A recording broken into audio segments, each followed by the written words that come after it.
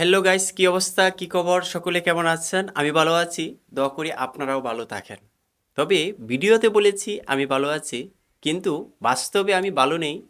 কারণ আমাদের বাংলাদেশের টিকেট পরিচালনা বোর্ডের প্রধান জালাল ইউনুস, উনি বলেছেন আমাদের মুস্তাফিজ নাকি আইপিএল থেকে ওর কিছু শিকার নেই, বরং আইপিএলের প্লেয়াররা মুস্তাফিজ থেকে অনেক কিছু শিকার আছে।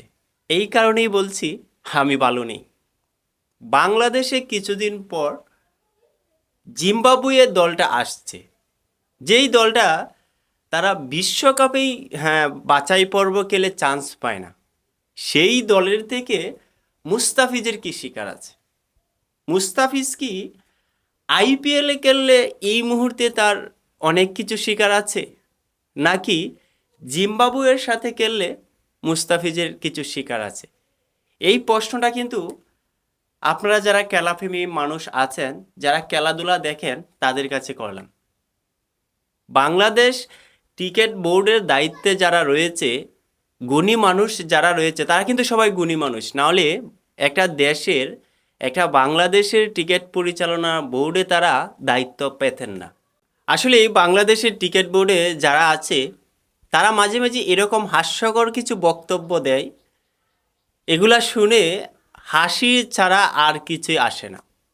আইপিএল থেকে মুস্তাফিজের কিছু শিকার নেই, আইপিএলের প্লেয়াররা মুস্তাফিজ থেকে শিখবে। এটা কীরকম ধরনের কথা হতে পারে, আর এটা কেমন রুচিশীল মানুষ হলে এরকম কথা বলতে পারে?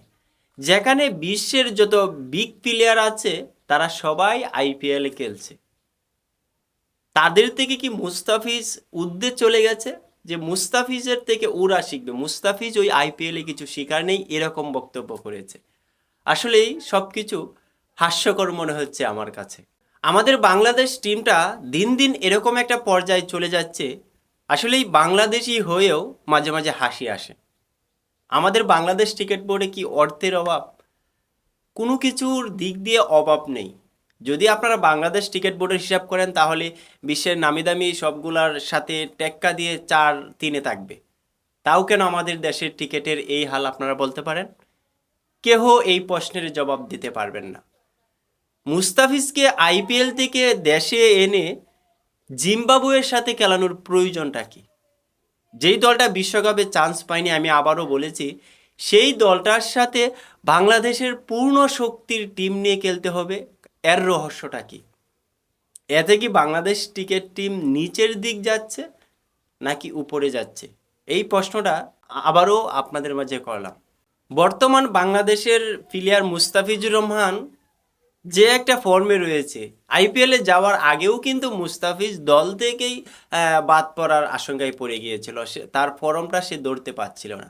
এখন আইপিএলে গিয়েছে, সে ভালো ভালো খেলোয়াড়ের সাথে খেলছে, ভালো কোচ পাচ্ছে, সবার সাথে তার কম্বিনেশনটা ভালোই হচ্ছে, সেই কারণে তার সেরাটা দিতে পারছে, কিছুটা হলো অভিজ্ঞতা অর্জন করতে পারছে, তার কাটার আবারও ফিরে পেতে যাচ্ছে।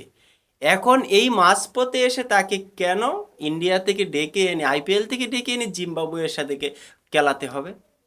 দর্শক, আজকের মতো এই পর্যন্তই। ভালো থাকবেন, ভালো রাখবেন এই প্রত্যাশা।